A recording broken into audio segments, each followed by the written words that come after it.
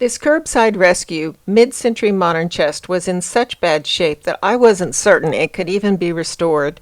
There's a large area of missing wood on the lower left side with signs of severe water damage over the entire finish of the dresser. The base is no longer connected to the body of the chest in that area, and it smells of mold. The top of the dresser is made of particle board covered with laminate. However, there's a rather large chunk taken out of the top. Every drawer needs to be re-glued at the dovetail joints, and the drawer pulls are gouged and scratched. Someone apparently thought they could cover this damage with a magic marker. Perhaps it was that same person that signed their name on the front. Magic marker can be difficult to get out, but I have a special trick that usually works to erase magic marker. Stay tuned to see if I was able to bring new life into this badly damaged dresser.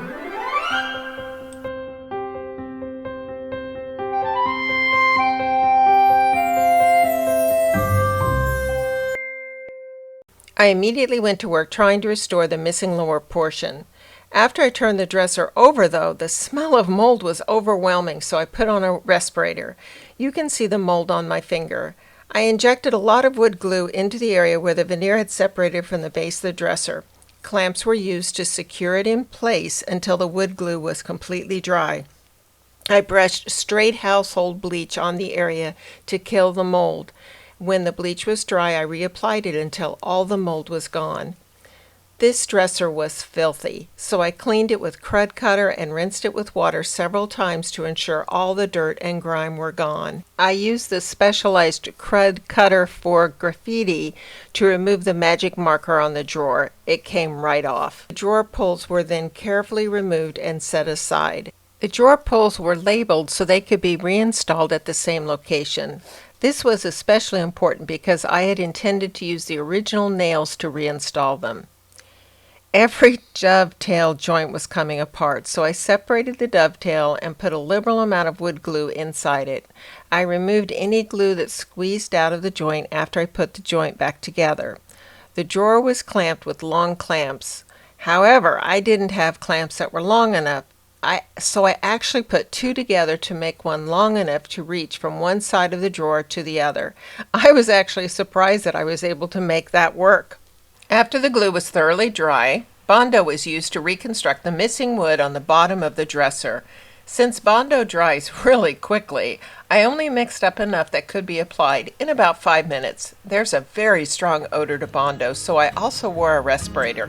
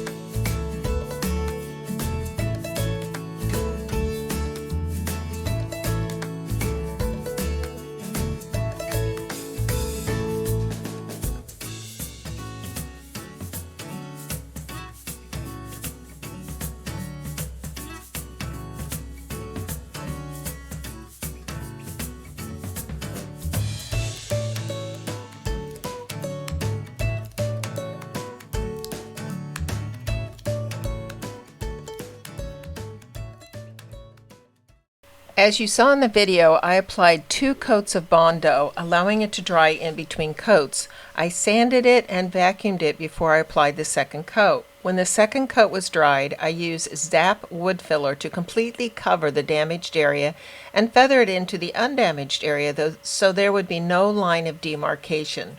When the wood filler was dry, I sanded it with 220 grit sandpaper until it was smooth. Even then, there were a few areas that needed additional wood filler.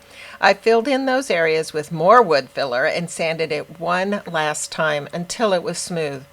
After painting, if I had found any areas that weren't smooth, I would have applied additional wood filler on top of the paint, sanded it smooth, and repainted.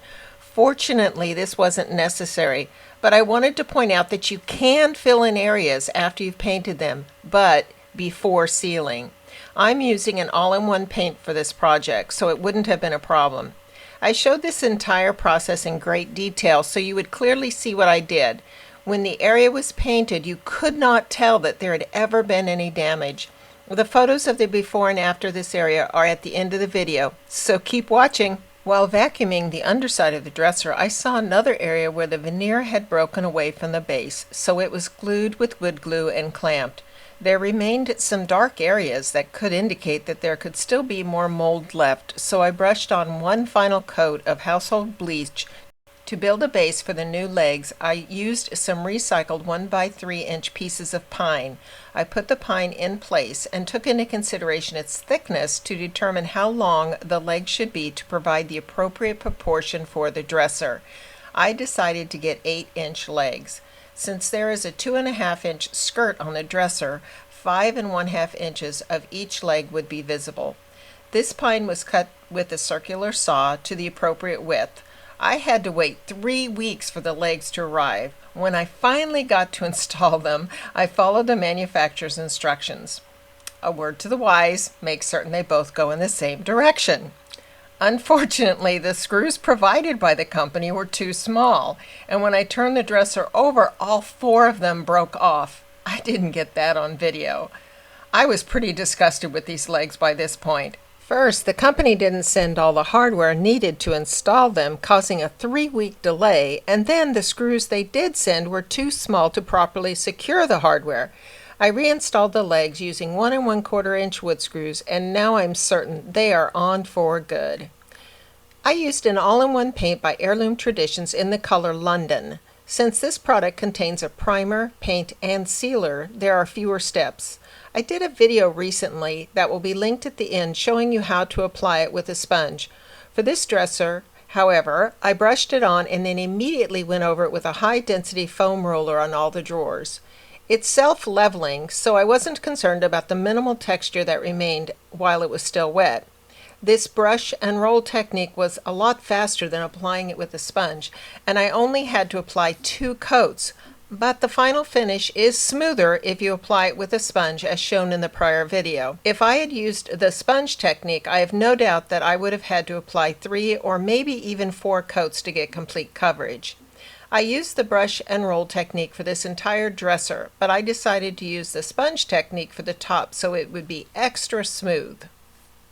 I used a 1/4 sheet sander to remove the finish from the drawer pulls and the legs. Several of the pulls were so badly stained with magic marker I couldn't sand it out. I repeatedly applied household bleach over 3 days and was able to lighten it. My original intent was to keep the wood raw, but since I was unable to get all the dark areas out completely, I decided to put a color wash on the drawer pulls and the legs. After I neutralized the bleach with distilled white vinegar, the pulls and legs were set aside to dry. A color wash was made of 1/2 water and 1/2 bare chalk paint in the color Gravelstone to slightly tint the drawer pulls and the legs the color of raw wood. This was wiped on and immediately wiped off. Areas that were a little dark got a 2nd or 3rd coat. I made certain these additional coats feathered into the surrounding area. That worked to even out the color.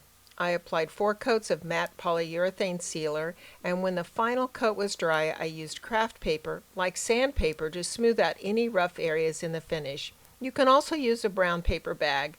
This works like 500 plus grit sandpaper to smooth out the final finish.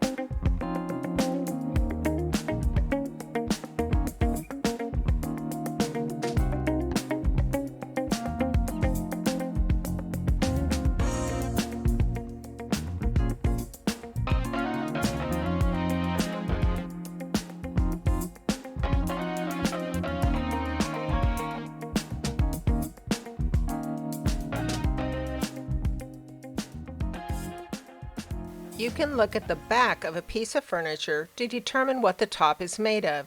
Here you can see the top layer of laminate with particle board under it. When you run your hand across laminate, it feels smooth and it looks like a photo of wood. Wood veneer actually feels like wood with the texture of wood. Laminate with scratches or a gouge like this one can only be painted. The laminate can't be restored. You can also use a product called liquid wood to create a surface that can actually be stained so it looks like wood. I have a video at the end of this that shows you how I used liquid wood to create a stained top on a desk over laminate. I filled in the gouged area with wood filler. When it was dry, I sanded it smooth. I used Heirloom Traditions and applied it with a car washing sponge. The paint was brushed on the dresser top, and then the sponge was used with a patting motion to smooth the paint. If you raise the sponge too high above the surface, large paint bubbles will be seen. These large paint bubbles, when they dry, will leave rings, and as a result, it's hard to get rid of them. To get rid of these large bubbles, go over the surface again while it's still wet with the sponge, but don't raise the sponge more than 1/2 inch. Use a gentle touch with the patting motion. Using a sponge technique will provide a finish that is so smooth it almost looks like it was sprayed.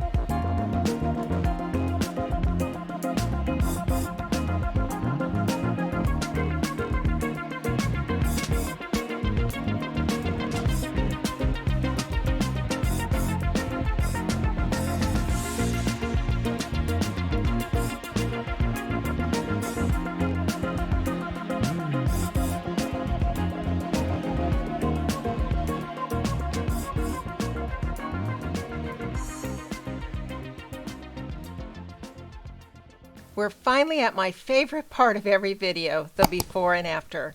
I'm amazed that I was able to repair that severely damaged area. That area is now indistinguishable from the rest of the dresser. I love this color with the raw wood pulls. It looks fresh and modern.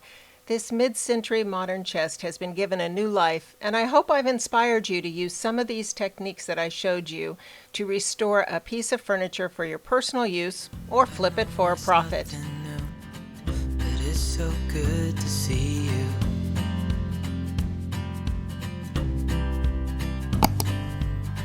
We do this every day, and I'm still so amazed by you. If you found this video informative, I have 2 more videos you might enjoy on your right. In addition, if you become a subscriber and click the notification bell, you'll be the first one notified when I post my weekly video. Thanks for watching.